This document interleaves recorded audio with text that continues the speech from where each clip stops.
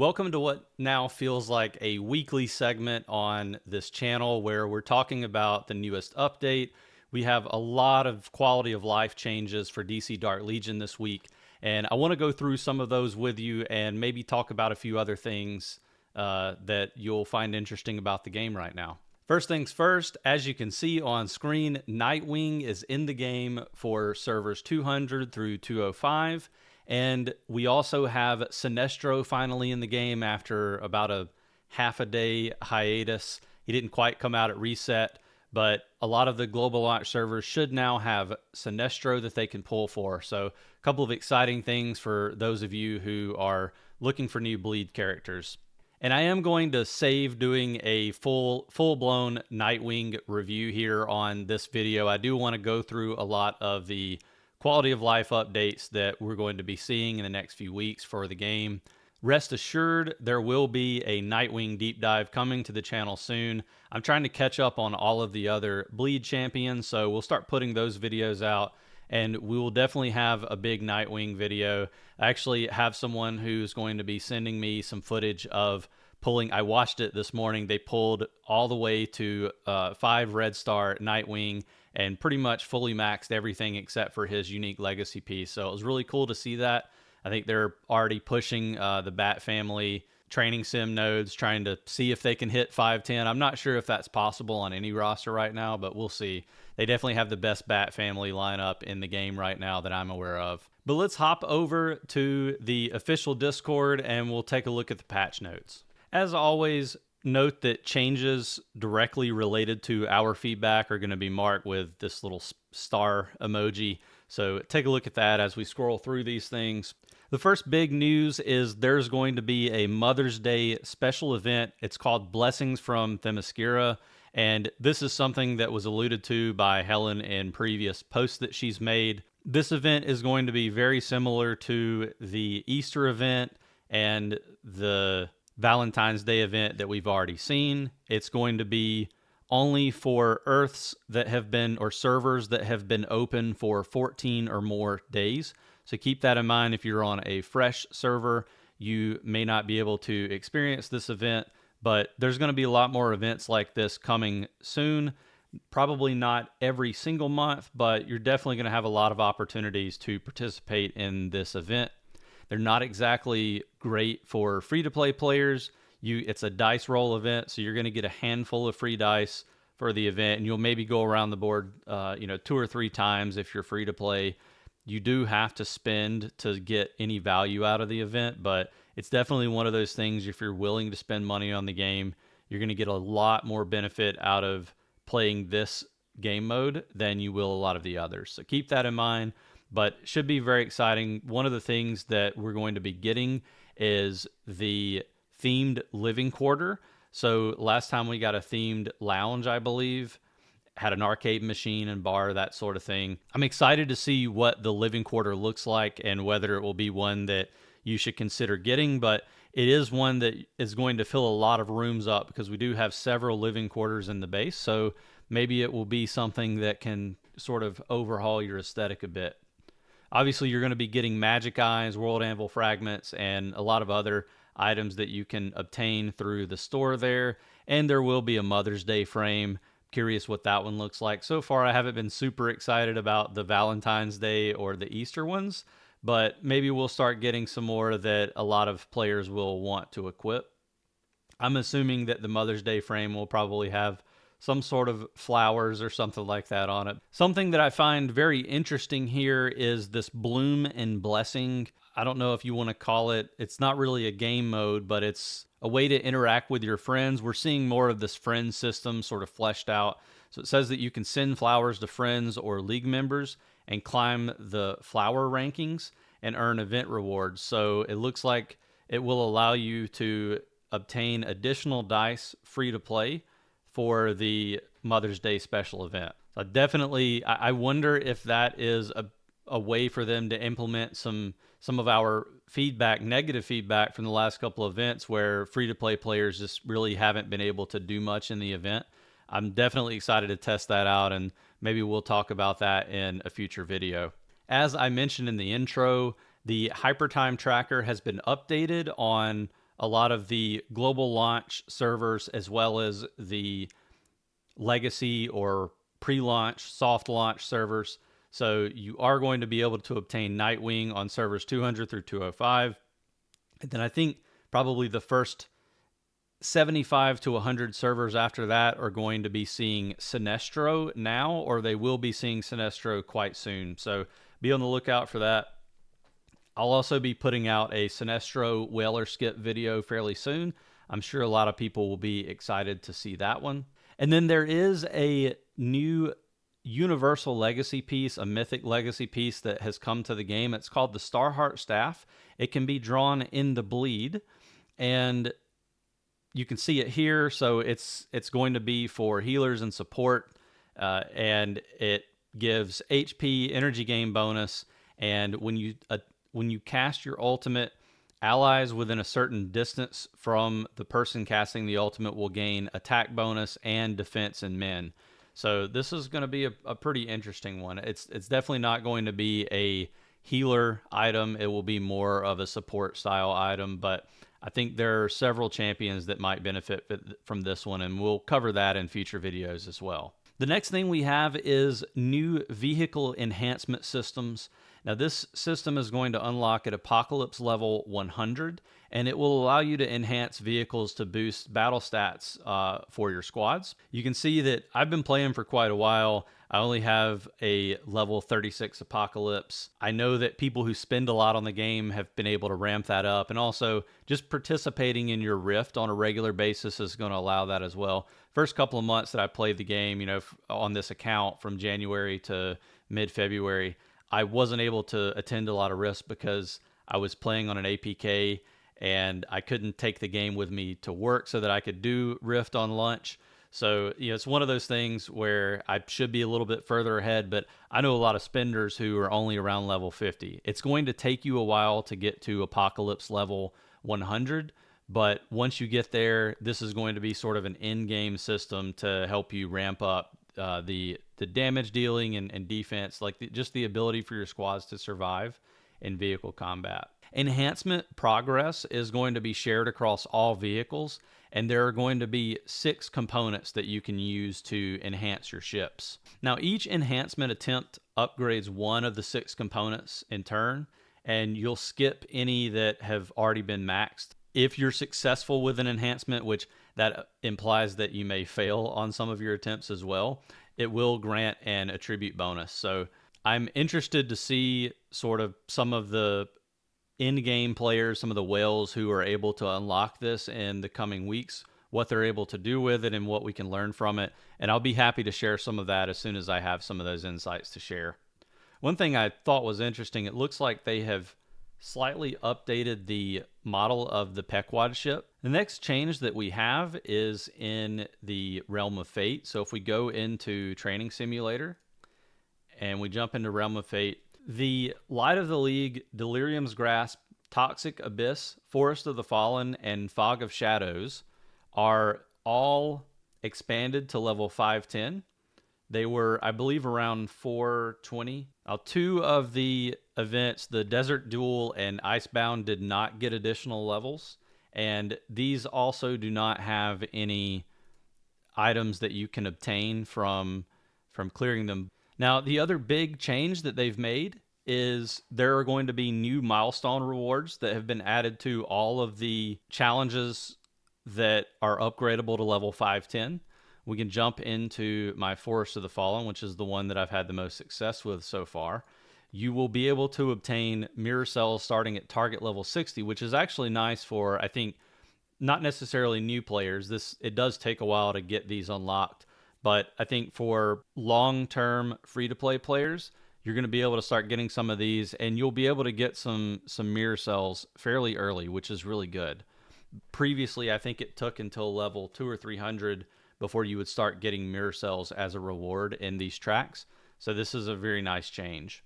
It is going to be a one-time reward that you can get, but you can see I'm at level 355. That gives me 1,600 mirror cells that I'm able to get. And I'm also able to grab a couple of these Intertrons, which this will be the first 2 that I have on my account. but it's something that allows you to lock in attributes when you're doing gear transmutation. And again, those are systems that are for long-term players and whales. Probably not something that most of you will have access to right now, but it's really nice to see that there are more free-to-play paths for you to obtain some of these rewards. The economy has definitely been lacking that so far. Next up, we've got a lot of improvements to Umbral Rift. I think many players are going to be shouting from the rooftops about some of these updates. So let's talk through them really quickly. There's a new feature. This is just a complete game changer for people who either have jobs that prevent them from participating in Rift or are asleep whenever their league is doing the Rift. This is a piece of feedback that has been, the community has been begging for it for months. We were asking for it well before the soft launch even came to the game. Back when Landscape was going on, this is a feature that people have wanted, and so it seems that they finally figured out a way to code it in. Very happy about it. Offline participation. It's going to enable offline participants to assign up to 3 standby squads. So the 3 squads that you would typically be either joining rifts with or initiating rifts with, you'll be able to assign those, and those squads will automatically fill open slots in vehicles. Now, this offline participation will only grant a portion of the MVP reward bonus, so keep that in mind. You're not going to get all of the bonuses and rewards that someone who participates in the event in real time will get, but you are going to be able to get a little bit.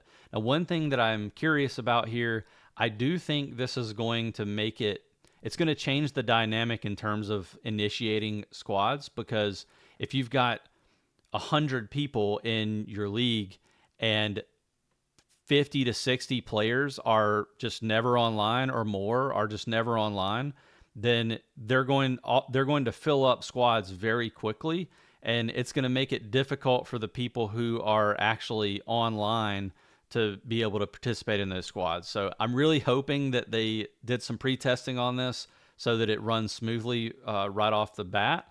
We will be definitely testing that the next time that we have a Rift, and I'll keep you posted on that. I'm sure you will already be taking to the official Discord if there are problems with it, but I definitely view this as a good thing if it implements the right way. Now, if you do log in during the event and you had this going, then it will disable the feature, and you'll have to enable it again for the next time that you go into an Umbral Rift. So it's definitely something that you'll have to toggle back and forth in between rifts. The other thing is they've updated the MVP multiplier rankings. You can view MVP commanders from other leagues in the previous session, including their commander info, their multiplier, their total boss damage, and the MVP multiplier cap has been raised to 15. So we're going to be able to get even more rewards if you're able to push up to that cap. My league has been able to do the X10 bonus for quite a while now. I'm curious how far we'll be able to push. You can see that we're doing 5.7 billion or so in league damage, and maybe we will have to push a little bit harder going forward. But I also wonder if those offline participants will help us get those numbers a bit higher, or if it might actually push it lower. Now, it does say that there's a new Umbral Rift tab that's been added to the coordinated assault screen, and it's supposed to make it easier to view which assaults have been initiated as normal coordinated assault, Dark Legion coordinated assaults versus Umbral Rift ones. You cannot see it while Umbral Rift is not ongoing. I'm assuming that once the Umbral Rift starts, that the tab will appear here, and then it'll disappear whenever Umbral Rift goes away. And the last thing, and this is actually another huge quality of life change that they brought for us, but the sorting logic for the coordinated assault squads in Umbral Rift has been optimized. So if you recall, and I can't show it here for you, but basically if you can just imagine on this screen it being all of the squads that are popping up, they'll just kind of, as you try to scroll through, random timed assaults will just pop up into the top. So you're trying to click on the one that has the least amount of time remaining, and then a brand new 5-minute one is going to pop up in its place, and then you click on that and join. and it's been really annoying. It's hard to navigate. So it seems like they have created a way for you to be able to filter, and I'm hoping you'll be able to filter those ending soonest assaults up to the top so that you can join those quite quickly. Next up, we have improvements to league trains, and this is another situation where people have been losing their minds over how the train system works. The fact that we have leagues with up to 100 people, and the train only takes around 25 to 30 passengers. So the new Brave Line departure rules mean that leagues that have more than 20 members and rank in the top 20 in power will receive a free Brave Line every day that week. So instead of the rule being that you have to own a 1-star or higher city in order to get a daily train, you just need to have more than 20 members and rank in the top 20 in power. If you rank in the top 20 in power, I'm fairly certain that you will have more than 20 members. So that's really the key here is, are you one of the top 20 leagues? This is definitely going to, I think, incentivize people merging into some of the bigger leagues, especially people who have maybe just a handful of people in their league. It's going to make a lot more sense for you to join a larger league so that you can get these daily trains, especially since the rules for being able to get on the train make it so that only a handful of people are going to get on each one. All other leagues with more than 20 members will receive a free Brave Line train every Monday, so you're going to get one a week if you have more than 20 members, but you're not in the top 20 in power.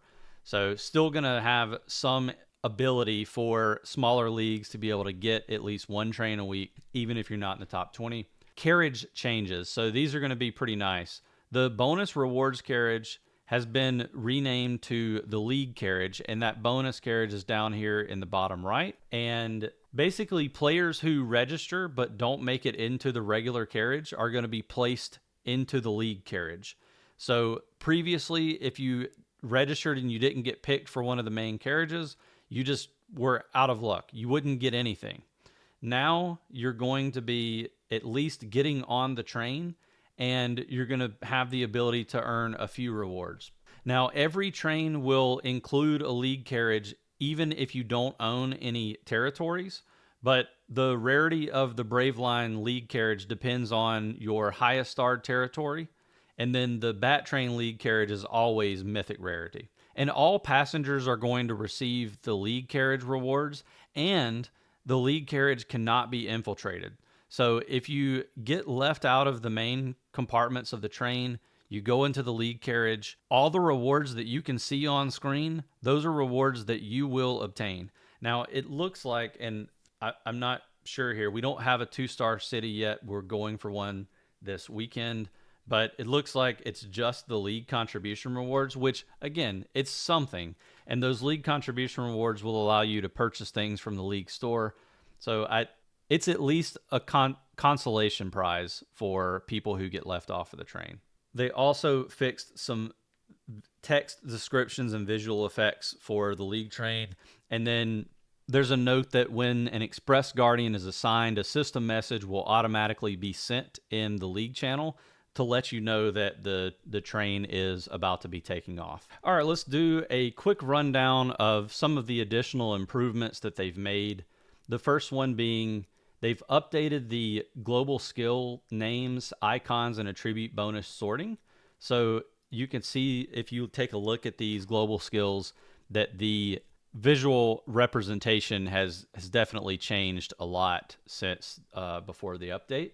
And then the sorting from the collection is definitely much better. I think this is much more visually appealing, and you can get a bird's eye view of how many stars you need to max some of these out. And of course, it allows you to jump straight to the skill on the character screen. They've also made a couple of improvements to the squad presetting process, and it includes a new marker that is going to indicate whether or not you have a champion already deployed in other squads. So we can see the little chess piece here showing that these entities are already in some of the presets. Next, the Legacy Piece Star Up screen now displays star requirements for the next skill level and upgrade previews. So if we go into cast here, we can see the unlock requirement. They've sort of changed a little bit of the overlay. I think it looks a lot better. You can see 5 more stars to level up the skill ability from 1 to 2. I think that's a nice feature. Next, Meta Brawl and Infiltration battle reports can now be shared in chat channels.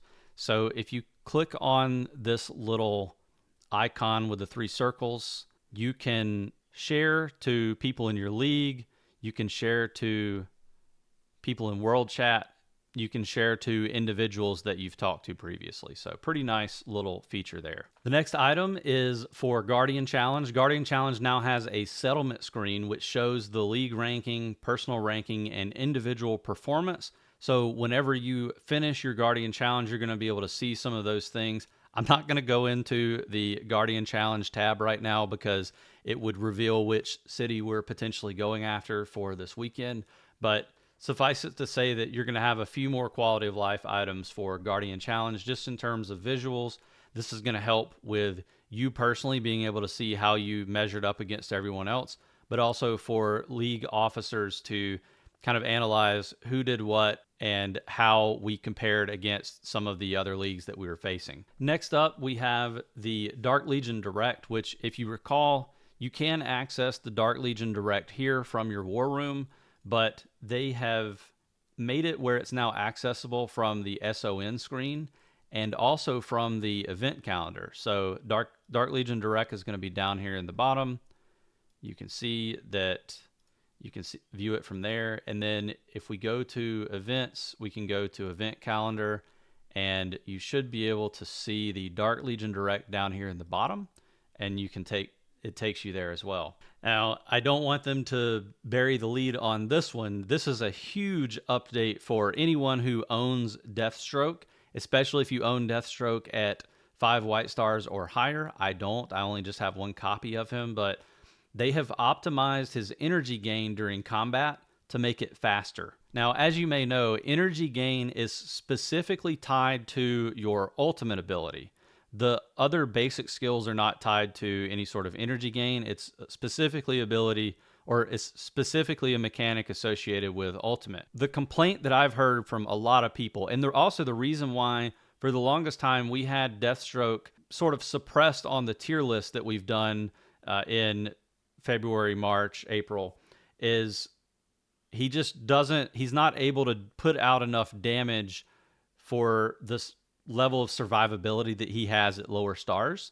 And so this is going to potentially be a game changer for Deathstroke. I can't give any recommendations right now on whether he is now worth trying to pull to 5 white or 3 blue, like a lower level of stars. But previously we were recommending that you pretty much had to pull him to purple stars or higher if you wanted to have a chance of him being worth using.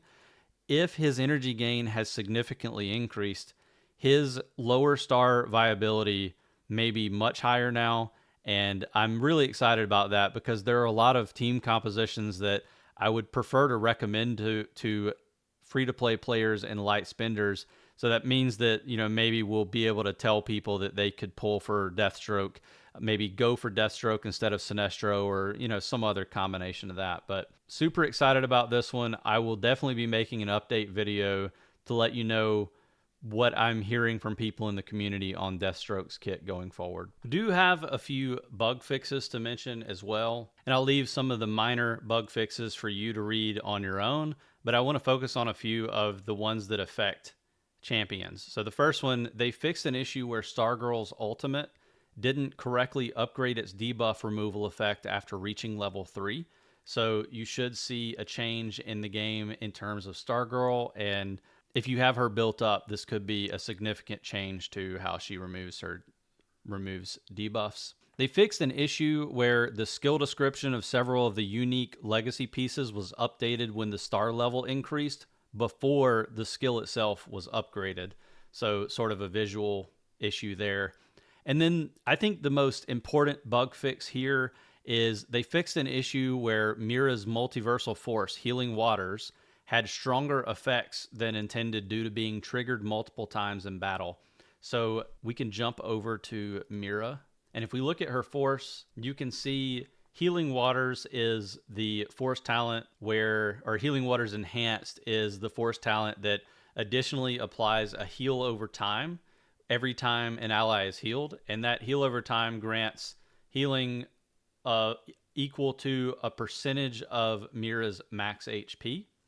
This particular force talent, as you upgraded it, was applying multiple times in battle. So it was basically over healing or providing way more healing than her kit was supposed to. And I'm very curious in testing whether this is going to be a pseudo nerf to Mera. One thing I've been talking about with a lot of the people that I play the game with on a regular basis is Mera is a legendary healer, and she technically should be the worst of the group based on stat scaling and other factors. You know, Mera should not be healing better than a well-built Green Lantern, or even in the same ballpark as a well-built Green Lantern, because he cost literally a car to obtain. So I actually am not mad about this at all. I'm sure there are going to be a lot of people who've been using Mera who complain about it, but I do think it's something that was probably needed to balance her kit against some of the other healers in the game. So we'll see what happens. Curious what your thoughts are on this one. It's probably the most contested or the biggest issue that people are going to have, especially, you know, I can empathize with you when you see something like this, knowing that a champion that's actually fairly easy to get is not going to do as well as she was before. That's going to do it for this edition of DC Dark Legion updates. I'm really excited about some of these quality of life changes that are coming to the game. I'm definitely excited about seeing Nightwing in the bleed finally. And I'm also excited about, hopefully in a few days, hearing more about Martian Manhunter, who's going to be supposedly following Nightwing in the bleed. As always, leave a comment down below. Let me know what you think of these updates, whether you like them, whether you hate some of the changes. I do think they've done a really good job of listening to the community with some of these things, with the Bat Train and some of the other aspects of the update, where they're really trying to help free-to-play players. They're trying to help with leagues, making leagues better. There's a lot of functionality that's coming to the game that we've needed for several months. So super excited about it. As always, please leave a like if you enjoyed the video, and consider subscribing for more updates and more videos on DC Dark Legion in the future. And I'll see you on the next video.